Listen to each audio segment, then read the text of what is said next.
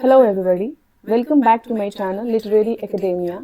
We are reading Dream Children Are Every by Charles Lamb. ये हमारा दूसरा video है जिसमें हम इस ऐसे को कंप्लीट करेंगे। एक वीडियो ऑलरेडी चैनल पे अपलोड हो चुका है, आप लोग जाके उसको देखिए। उसमें राइटर की बायोग्राफी और हाफ ऐसे उसमें डील किया जा चुका है। इसमें हम रिमेनिंग पार्ट को पढ़ेंगे एंड इसमें और भी बहुत सारी चीज़ें हमें देखने को मिलेगी। हम इम्पोर्टेंट लाइन्स देखेंगे और इसमें और एक दो नए कैरेक्टर्स मिले हैं जिनके बारे में हम डिस्कशन करेंगे एंड विल एंजॉय दिस ऐसे। ओके, हमने यहाँ तक देखा था कि जब फर्स्ट हाफ हमारा यहाँ पे ख़त्म हुआ था कि when Charles Lamb was narrating the story of two apparitions according to his great grandmother of Alice and John. So how John expressed that fear.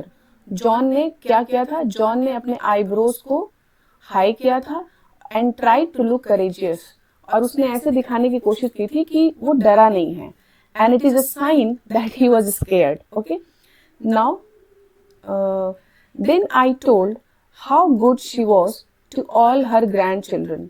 तब मैंने, Charles Lamb is narrating the essay and he says that कि मैंने तब बताया आगे कि how good, कितनी अच्छी थी जो फील्ड थी, जॉन और एलिस की जो ग्रेट ग्रैंड मदर थी फील्ड, वो कितनी अच्छी थी to all her grandchildren, अपने सारे ग्रैंड चिल्ड्रन से, ठीक है, सबको मानती थी. Having us to great house, और वो हमें रखती थी अपने पास, बुलाती थी टू द ग्रेट हाउस, अपने बड़े से घर में. इन द हॉलीडेज, जब हमारे हॉलीडेज हुआ करते थे तो वो हमें अपने बड़े से घर में नॉरफॉक में बुलाती थी. वेयर, जहाँ पे आई इन पर्टिकुलर, मुख्य रूप से मैं, स्पेशली मैं, use to spend many hours by myself, मैं अकेले में घंटों बिताया करता था, ठीक है. इन गेजिंग, मैं घूरते रहता था. Upon the old bust of 12 Caesars that had been emperors of Rome, जो एम्परर के 12 सीजर्स थे, रोम के जो एम्परर्स थे 12 सीजर, ठीक है, 12 सीजर्स, ये एम्परर्स थे रोम के. इनके बस्ट लगे हुए थे, यानी स्टैच्यूज. बस्ट देखिए, स्टैचू का जो ऊपर का हाफ पार्ट होता है ना, उसको बस्ट पर्टिकुलरली कहते हैं. जो फेस होता है और ये जो सीना होता है यहाँ तक का हाफ बॉडी का, तो उसको कहते हैं बस्ट. तो कह रहे हैं कि मैं, जो मेरी जो फील्ड थी, जो मेरी ग्रैंड मदर थी, उनके घर में 12 सीजर की स्टैचू लगी हुई थी जो कि रोम के एम्परर थे. मैं उनको घूरा करता था, ठीक है. टिल, कब तक घूरता था? जब तक the old marble heads would seem to live again, जब तक कि मुझे ये न लगने लगता कि ये जो पत्थर के जो सीजर हैं, ये जो पत्थर के जो स्टैचू हैं, मार्बल हैं, वो जीने लगे हैं, है ना, उसमें जान दिखने लगी है. ऐसा लगता था कि वो बोल देंगे. मैं तब तक घूरते रहता था. और या तो I to be turn into marble with them, या तो तब तक घूरता था और कंटिन्यूअसली घूरता था. ऐसा लगता था कि मैं उनके जैसे पत्थर का हो जाऊंगा, है ना, या तो वो मेरे जैसे हो जाएंगे या तो मैं उनके जैसे हो जाऊंगा. इतना मैं कॉन्शियसली उनको घूरता था. How I never could be tired, और मैं ये भी बताता था कि कैसे मैं थकता नहीं था. With roaming about the huge mention, उस बड़े से घर में घूमते घूमते मैं थकता नहीं था. With this vast empty rooms, vast means बड़े से, खाली, इसके जितने रूम्स थे, बड़े बड़े रूम्स थे, है ना, और वो खाली रहते थे, उसमें कोई रहने वाला नहीं था. मैं घूमा करता था अकेले. With their worn out hangings, worn out मतलब खत्म हो जाना, पुराना हो जाना, छिड़ हो जाती है जब कोई चीज, और हैंगिंग्स मतलब होता है झूमर. तो उस बड़े से घर में झूमर लगे होते थे जो कि पुराने हो चले थे. फ्लटरिंग टेपेस्ट्री, टेपेस्ट्री मतलब होता है कर्टन्स. ये जो मीनिंग है ब्रैकेट में, बोल्ड लेटर में, ये मैंने ऐड कर दिया है, ये टेक्स्ट का पार्ट नहीं है, ताकि आप लोगों को थोड़ी आसानी हो जाए, फिर अलग से वर्ड मीनिंग आपको ढूंढना ना पड़े. फ्लटरिंग टेपेस्ट्री, फ्लटरिंग मतलब फड़फड़ाना, पर्दे फड़फड़ाते रहते थे रूम्स के. एंड कार्व्ड ओकन पैनल्स, पैनल्स होते थे फ्रेम, लकड़ी के फ्रेम, और ओकन, ठीक है, लकड़ी के फ्रेम होते थे, कार्व्ड होते थे, उस पर डिजाइन बनी होती थी, ठीक है. मैं उनको देखते रहता था. With the gilding almost rubbed on, आप देखेंगे पुराने जमाने के जो लकड़ी के जो फर्नीचर होते थे या कोई भी जो मटेरियल है लकड़ी का, उसमें क्या होता था कि गोल्ड से कुछ ना कुछ नक्काशी की जाती थी, उसको कहते हैं गिल्डिंग। तो गिल्डिंग कैसे हो गई थी, ऑलमोस्ट रब्ड ऑफ, जैसे ना कि खत्म हो जाना, घिस जाना, इतने पुराने सब कुछ हो गए थे। समटाइम्स इन द, और मैं कभी कभी कहाँ रहता था, in the spacious old fashion garden. जो ओल्ड फैशन, वहां पे एक गार्डन था, ठीक है, ओल्ड फैशन था थोड़ा डिजाइन में, लेकिन स्पेशियस था, बहुत जगह था उसमें, बहुत बड़ा गार्डन था, ठीक है। कभी कभी मैं उसमें, which I had almost to myself, मतलब मैं ही उसमें रहता था और कोई नहीं दिखता था वहां पे। अनलेस, तब तक, when now and then a solitary gardening man would cross, तब तक रहता था जब तक कि कोई अकेला गार्डनिंग करने वाला व्यक्ति वहां उधर से क्रॉस नहीं कर लेता, क्रॉस नहीं, मेरे अगल बगल से जाता नहीं। एंड हाउ, और कैसे, द नेक्ट्रियंस, नेक्टेरियंस में होता है जूसी फ्रूट्स, है ना, ऐसे फ्रूट्स जो जूस से भरे हों, है ना, नेक्टेरियंस। एंड पीचेस, वो भी, पीचेस भी फ्रूट्स होते हैं, हंग अपॉन द वॉल्स, कैसे ये जो जूसी फ्रूट्स थे वो दीवालों पे लटके होते थे, without my ever offering to pluck them, लेकिन मैं कभी उन्हें तोड़ने की कोशिश नहीं करता था। Why, because they were forbidden fruit, वो फॉरबिडन फ्रूट थे, उन्हें मना था, मतलब उन्हें तोड़ने से मना किया गया था, हम उसे तोड़ नहीं सकते थे। अनलेस नाउ एंड देन, कभी कभार। And because I had more pleasure in strolling, हालांकि क्योंकि मुझे अधिक प्लेजर किसमें मिलता था, इन स्ट्रोलिंग। स्ट्रोलिंग मतलब होता है बिना मतलब का कहीं भी घूम रहे हैं, वॉक एमलेसली, विदाउट एम, कहीं भी घूम रहे हैं, टहल रहे हैं, तो मुझे स्ट्रोल करने में बहुत मजा आता था। About among the old melancholy looking you trees, you trees, ठीक है, ये तो समझ में आता है कि यू ट्रीज में घूमते थे। Melancholy looking, old melancholy looking trees पुराने थे, तो इसलिए लगता था कि वो दुखी हैं, है ना, दुखी दुखी पेड़ थे, ऐसा लगता था क्योंकि वो बहुत पुराने थे। और द फर्स्ट, फर्स्ट भी एक ट्री होता है, या तो मैं फर्स्ट के बीच में घूमते रहता था। And picking up the red berries, और नीचे गिरे हुए जो रेड बेरीज रहते थे मैं उनको उठाता था।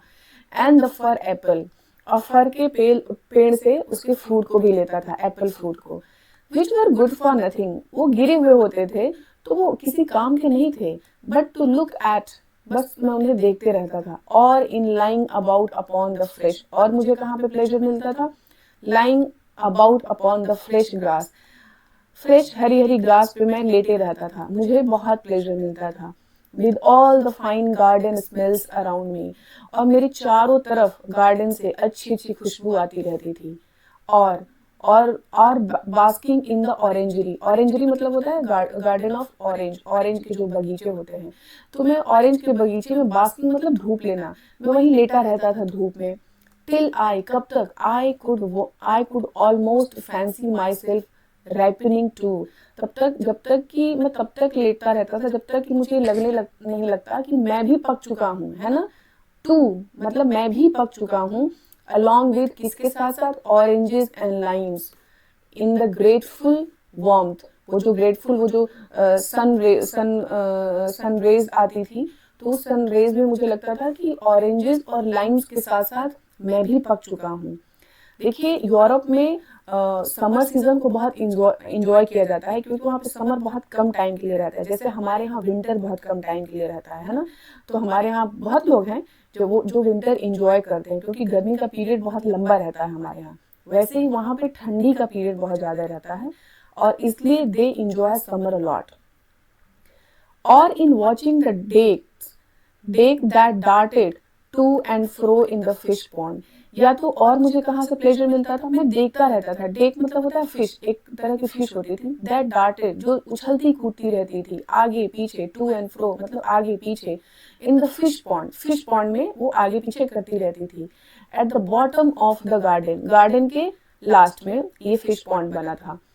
With here and there a great sulky pike hanging midway down the water in silent state, और यहाँ वहीं पे थोड़ी इधर उधर एक सल्की मतलब होता है दुखी, सैड, पाइक फिश है, एक दुखी बड़ी सी पाइक फिश, हैंगिंग मिडवे मतलब ऐसा लगता था मानो लटकी हुई है बीच में, डाउन द वाटर के नीचे, इन साइलेंट स्टेट, जैसे कि एकदम शांत लटकी हुई है, खड़ी हुई है, वो कुछ नहीं इधर उधर हिल डुल रही है ना।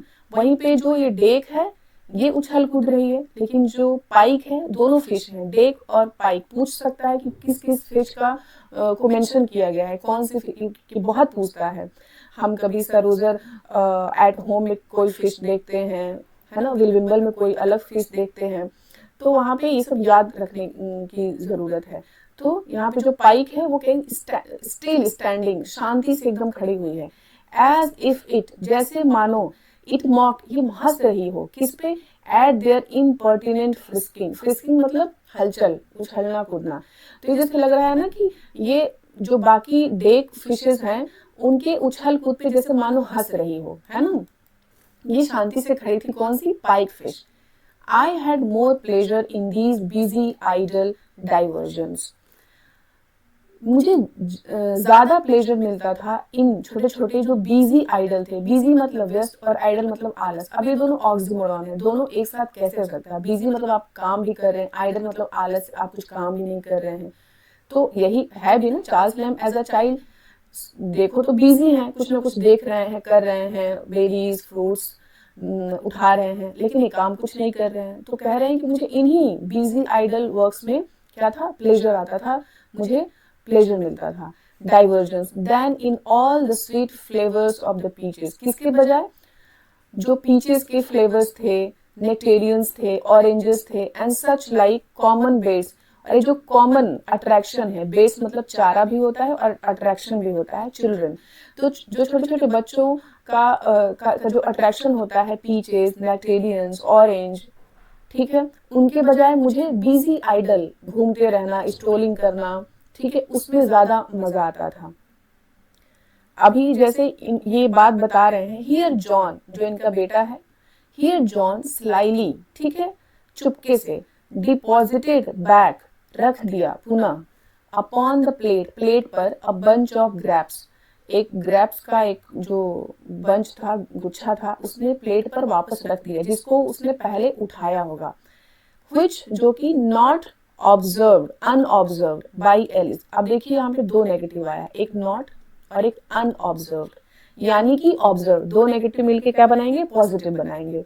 यानी कि उसने प्लेट में ग्रैप्स रख दिए, which, जो, नॉट ऑब्जर्व्ड बाई एलिस, जिसको एलिस ने ऑब्जर्व किया था, यहाँ पे पॉजिटिव हो जाएगा।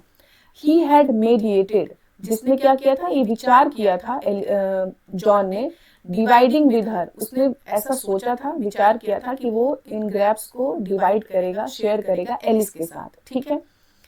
लेकिन जब उसने ऊपर ये बात सुनी चार्ल्स लैम्ब की कि मुझे पीचेस, नेक्टेरियंस, ऑरेंजेस, इस सब में मुझे इंटरेस्ट नहीं था, ये सब मुझे फालतू लगते थे। तो जब ये बात जैसे चार्ल्स लैम्ब ने कहा, तो अब देखिए चाइल्ड साइकोलॉजी कैसे काम करती है, कि जॉन को लगा कि अच्छा ये खराब काम है, ठीक है, तो मैं रख देता हूँ। तो वो ग्रैप्स रख दिया, वो नहीं खाया। जैसे कि अभी हमने ऊपर पढ़ा कि जैसे म्यूजिक, वो बेस्ट डांसर फील्ड थी, जब ये चार्ल्स लैम्ब बता रहे थे, तो जो एलिस थी उसके पैर जो थे ऑटोमेटिक मूव होने लगे थे। सो यहाँ पे आप चाइल्ड साइकोलॉजी भी देख सकते हैं। And both seemed willing to relinquish them for the present as irrelevant। और दोनों ऐसे लग रहा था कि वो चाह रहे थे, इच्छुक थे, टू रिलिंक्विश देम, त्याग देना, जो ग्रैप्स थे उसको त्याग देने की इच्छा में थे, for the present as irrelevant, उस वक्त के लिए। और मानो सोच रहे हो कि चलो ये बेकार है, अभी इसको नहीं खाएंगे, अभी के लिए वो त्याग दिए थे ग्रैप्स को। देन, तब, in somewhat a more heightened tone, मैं थोड़ा और हाई टोन में, जोर आवाज के साथ, आई टोल्ड हाउ, मैंने बताया कैसे, though their great grandmother Field loved all her grandchildren, हालांकि जो उनकी ग्रेट ग्रैंड मदर थी फील्ड, वो अभी अपने सभी ग्रैंड चिल्ड्रन को प्यार करती थी, येट, लेकिन फिर भी, इन एन स्पेशल मैनर, एक खास तरीके से, शी माइट बी सेड, ये कहा जा सकता है, to love their uncle John L, वो इनके अंकल, देयर यहाँ पे कौन है, जो बच्चे हैं, बच्चों के अंकल कौन थे, जॉन एल, यानी कि चार्ल्स लैम्ब के भाई, है ना, जॉन लैम्ब, उनको वो ज्यादा प्यार करती थी। बिकॉज, क्योंकि, ही वॉज सो हैंडसम, वो बहुत हैंडसम थे, ठीक है, स्मार्ट थे, खूबसूरत थे, स्पिरिटेड अ यूथ, स्पिरिटेड मतलब फुल ऑफ एनर्जी, वो एक ऐसे यूथ थे, फुल ऑफ एनर्जी थे, and a king to the rest of us, और हम सभी में से किंग के जैसी पर्सनालिटी थी उनकी, बचपन में ही वो ना किंग के जैसे बिहेव करते थे। एंड और instead of mopping around about in solitary corners, mopping मतलब घूमते रहना इधर उधर, तो वो सॉलिटरी कॉर्नर्स, कोनों में अकेले घूमने के बजाय वो क्या करते थे, लाइक सम ऑफ अस, जैसा कि हम में से बहुत लोग किया करते थे, अकेले हर कोने कोने में घूमते रहते थे। ही वुड माउंट, माउंट मतलब चढ़ना, वो चढ़ जाते थे द मोस्ट मेटलसम, मेटलसम मतलब एनर्जेटिक हॉर्स, सबसे एनर्जेटिक स्ट्रॉन्ग हॉर्स, घोड़ा, उस पर चढ़ जाते थे। ही कुड गेट, जो भी उनको स्ट्रॉन्ग एनर्जेटिक घोड़ा मिलता था उस पर चढ़ जाते थे, यानी कि उनको हॉर्सिंग अच्छी लगती थी, horse riding.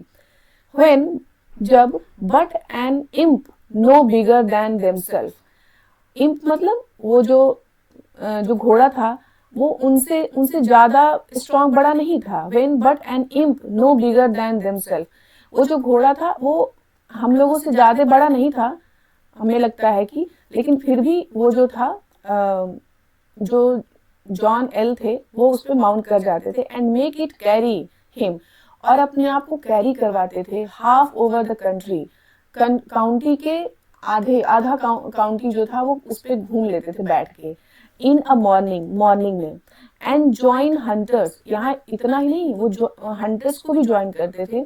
When there were any out, अगर कोई हंटर बाहर दिख जाता था तो उसी घोड़े पे बैठे बैठे हंटर को ज्वाइन कर लेते थे। अब देखिए कि टोटली इंट्रोवर्ट पर्सनालिटी किसकी है, चार्ल्स लैम्ब की, ठीक है, और इनके जो भाई की जस्ट ऑपोजिट है इनके, extrovert.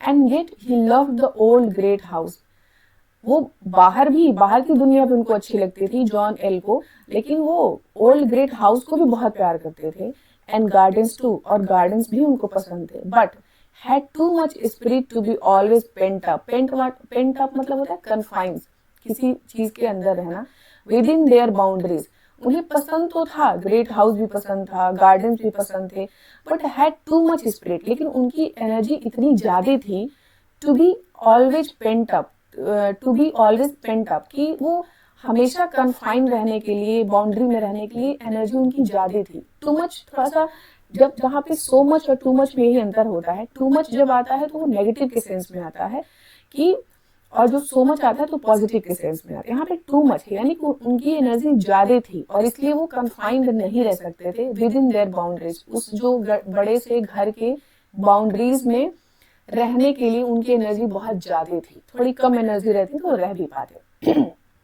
Sorry. And how their uncle grew up to man's estate, और कैसे उनके जो अंकल थे ग्रू अप, बढ़ गए, टू मैंस स्टेट्स मतलब वेल्दी हो गए, पैसे भी कमाए, as brave as he was handsome, जितने वो हैंडसम थे उतने ही ज्यादा वो अमीर भी हो गए, ठीक है, to the admiration of everybody, और सब लोग उनको एडमायर करते थे, but of their great grandmother Field most specially, लेकिन जो ग्रेट ग्रैंड मदर फील्ड थी वो सबसे ज्यादा उनको एडमायर करती थी, स्पेशली एडमायर करती थी।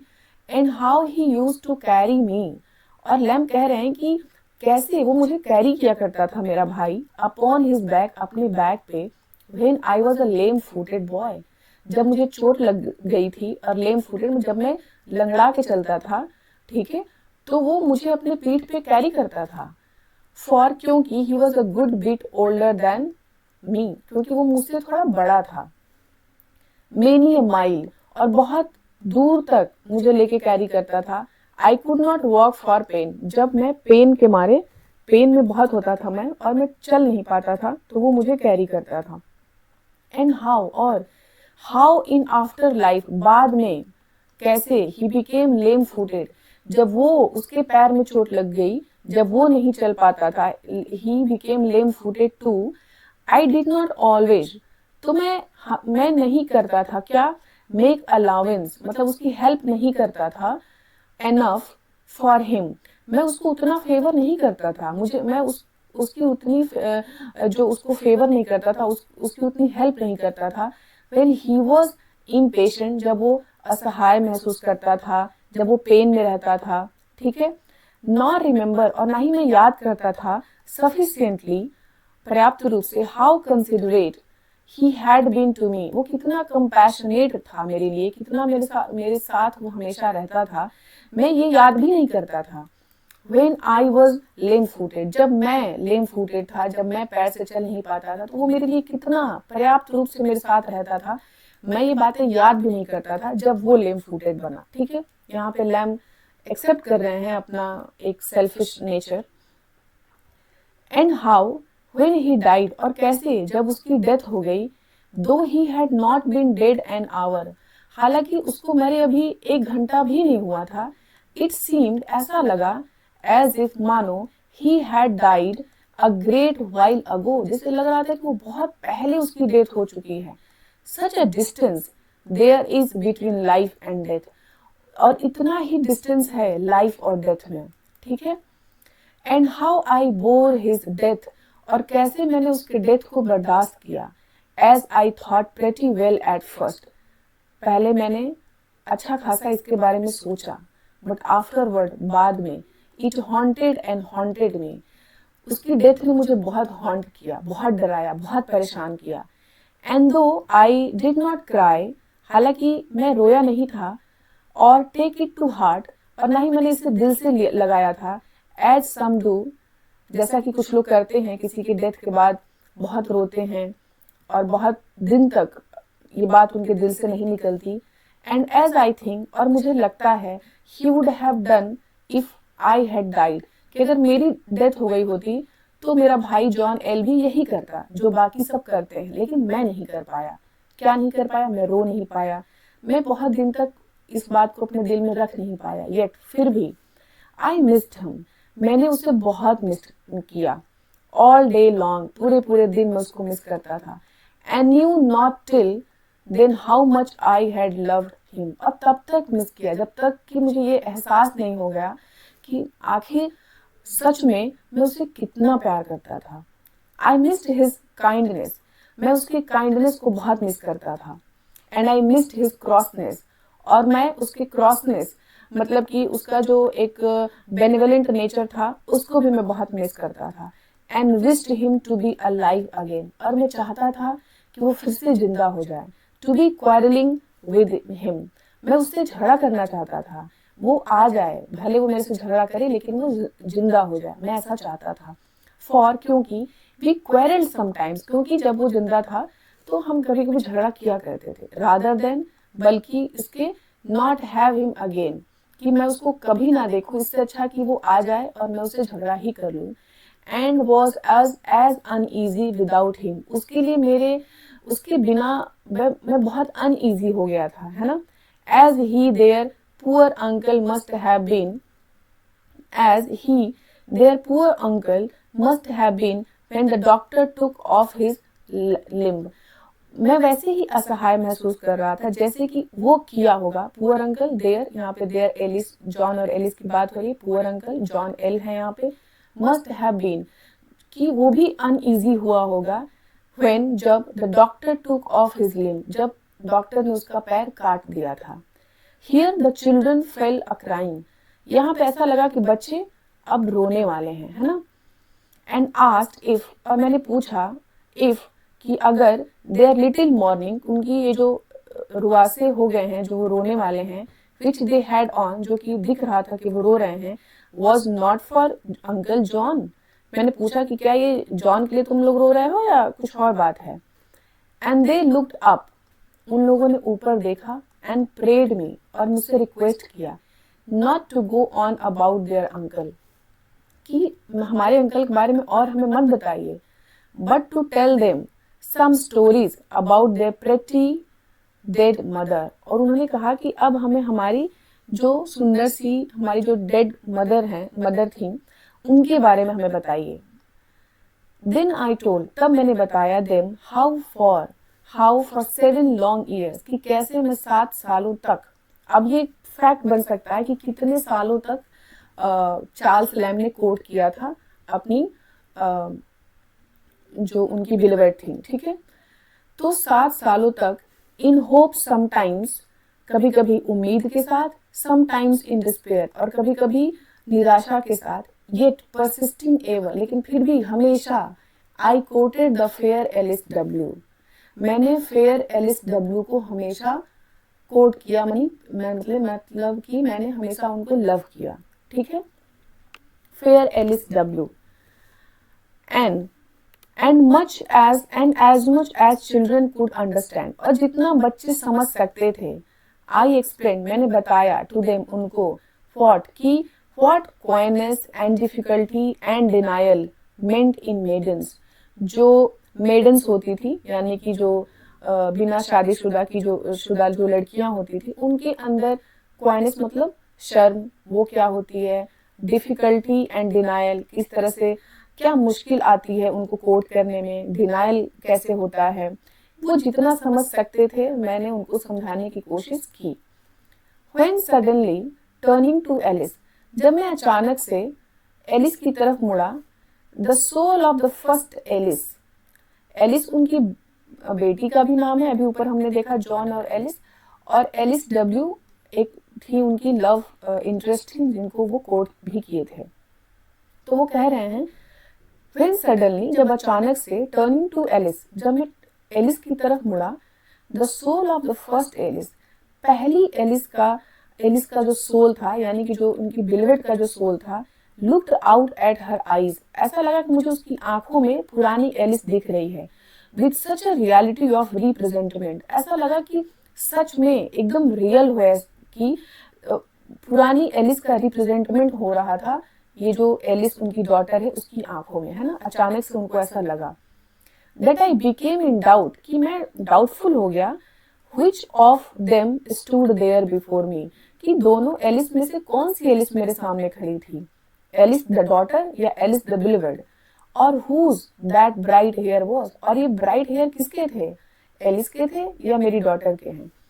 And while I stood gazing, और जब मैं खड़ा खड़ा घूर रहा था, मैं देख रहा था, गेजिंग मतलब किसी को ध्यान से एक टक देखना, both the children gradually grew fainter to my view, मैं उन्हें घूर कर देख ही रहा था कि जो दोनों बच्चे थे, both the children, दोनों बच्चे, gradually, धीरे धीरे, grew fainter, धुंधले होते चले गए, to my view, मेरी नजरों के सामने, receding मतलब पीछे जाना, and still receding, और पीछे जा रहे थे, till nothing, till कब तक, nothing at last, जब तक कि कुछ नहीं बचा, at last, but two mournful features, दो फीचर्स मतलब यहाँ पे परछाई से ले सकते हैं कि दो परछाई बस मुझे दिख रही थी, वो इतनी दूर चले गए, was seen in the uttermost distance, बहुत दूर मुझे दो परछाई दिख रही थी, ऐसा लगा कि वो लोग बहुत दूर चले गए हैं, which जो without speech, बिना बोले, strangely, अजीब तरीके से, impressed upon me the effects of speech, बिना बोले ऐसा लगा मुझे, मेरे अंदर एक भाव आया, impressed upon me, मेरे अंदर एक भाव आया कि वो लोग कुछ बोले हैं, हालांकि उन लोगों ने कुछ बोला नहीं था, इन्हें ये आभास हुआ कि they have spoken something, है। अब उनका कोट किया जा रहा है कि वो क्या बोलते हैं, we are not of Alice nor of thee, अब यहाँ पे इनका इल्यूजन पूरा टूटता है ना, कि हम एलिस के बच्चे नहीं हैं, nor of thee, ना ही हम आपके बच्चे हैं, nor are we children at all, हम बच्चे हैं ही नहीं, the children of Alice call Bartram father, जो एलिस के बच्चे हैं वो बार्ट्रम को फादर कहते हैं। बार्ट्रम कौन था, जिनसे इनकी बिलवेड एलिस ने शादी कर ली थी और ये बैचलर रहे थे पूरी लाइफ, तो ये कहते हैं कि जो एलिस है उनके बच्चे बार्ट्रम को फादर कहते हैं। वी आर नथिंग, हम कुछ भी नहीं हैं, लेस देन नथिंग, कुछ भी नहीं से भी कम है, यानी कि हम कुछ भी नहीं हैं, एंड ड्रीम्स, ठीक है, और हम क्या हैं, हम ड्रीम्स के जैसे हैं। We are only what might have been, हम वो हैं जो हो सकते थे। इसका मतलब कि अगर आपकी और एलिस की शादी होती तो हम आपके बच्चे होते, तो हम वही हैं जो हो सकते थे, लेकिन हम है नहीं, अभी हम आपके बच्चे नहीं हैं क्योंकि आपकी शादी हुई नहीं। And must weight upon the tedious शोर of लीथ millions of ages before we have existence, and must wait, और हम वेट करेंगे, हमें वेट करना पड़ेगा, upon the tedious मतलब tired shores of लीथे क्या है, river of forgetfulness, है ना, तो हमें वेट करना पड़ेगा लीथे नदी के शोर पे, मिलियंस ऑफ एजेस, लाखों साल तक हम वहाँ पे क्या करेंगे, वेट करेंगे बिफोर, इसके पहले वी हैव एग्जिस्टेंस, कि हम एग्जिस्टेंस में आए, यानी कि हम पैदा होने के पहले हमें लाखों साल तक लीथे नदी के शोर पे वेट करना पड़ेगा। एंड अ नेम, और हमें कोई नेम मिले, हम पैदा हो इसके पहले हमें वेट करना पड़ेगा। देखिए लीथे रिवर क्या है, रिवर ऑफ फॉरगेटफुलनेस। ऐसा माना जाता है ग्रीक मैथोलॉजी में कि जो डेड सोल्स होती हैं, जब वो जाती हैं तो उनको लीथे नदी को पार करना पड़ता है। जैसे ही वो लीथे नदी को क्रॉस करती हैं, उसको पार करती हैं, तो अपने इस जन्म की सारी बातें वो लोग भूल जाती हैं। जैसे हमारे यहाँ बैतरणी नदी का कॉन्सेप्ट है, वैसे ही लीथे नदी का कॉन्सेप्ट है, ठीक है। एंड इमीडिएटली, और अचानक से, अवेकिंग, मैं जग गया। I found my self quietly seated in my bachelor arm chair, और मैंने पाया कि मैं बैठा हुआ हूँ शांति से, कहाँ पे, बैचलर आर्म चेयर। देखिए यहाँ पे क्या है, ट्रांसफर एपिथेट है। आर्म चेयर यानी कि जो आराम करने वाली जो कुर्सी होती है, चेयर होती है, वो बैचलर नहीं थी, चार्ल्स लैम्ब बैचलर थे। तो यहाँ पे ट्रांसफर एपिथेट है, ये क्वेश्चन पूछ सकता है ना, कहीं भी आ सकता है, या फॉर जनरल नॉलेज आप इसको को पता होना चाहिए आप लोगों को। तो कहते हैं कि मैंने अपने आप को पाया कि मैं बैचलर आर्म चेयर पे आराम से बैठा हूँ, where I had fallen asleep, जहाँ पे मैं सो गया था, with the faithful Bridget unchanged by my side। Bridget इनकी सिस्टर थी, है ना, और दोनों ही एक दूसरे के सुख दुख के साथ ही रहे, दोनों मेंटल असाइलम में गए। ब्रिजेट की बहुत बुरी पैथेटिक स्टोरी है, ब्रिजेट को फिट्स आते थे और उस फिट्स में ही उन्होंने अपनी मदर को पे अटैक कर दिया था, फिर इनको असाइलम भेजा गया। और चार्ल्स लैम्ब बैचलर थे, इन्होंने अपनी बहन की बहुत सेवा की, इनको असाइलम से लेके आए और पूरे लाइफ डिवोटेड रहे ब्रिजेट के लिए। तो वही कह रहे हैं कि जब मैं पाया, जैसे मैं जगा, मैं पाया कि मेरे बगल में फेथफुल ब्रिजेट, एकमात्र फेथफुल मेरे साथ कोई था, तो वो ब्रिजेट थी, अनचेंज्ड, वो नहीं बदली थी दुनिया के तौर तरीकों से, और वो मेरे साथ बैठी थी। बट जॉन एल, लेकिन जो मेरा भाई था जॉन एल या जेम्स एलिया, कोई भी नाम ले सकते हैं, वॉज गॉन फॉर एवर, वो तो जा चुका था हमेशा के लिए, उसकी डेथ हो चुकी थी, लेकिन ब्रिजेट मेरे साथ थी। तो यहाँ पे हम इस ऐसे को फिनिश करते हैं। आई होप कि आप लोगों को समझ में आया होगा। मैंने पूरी कोशिश की कि जितना मेरे से हो सकता था मैं समझा दूं, और अब हम मिलेंगे नेक्स्ट क्लास में। Thank you so much.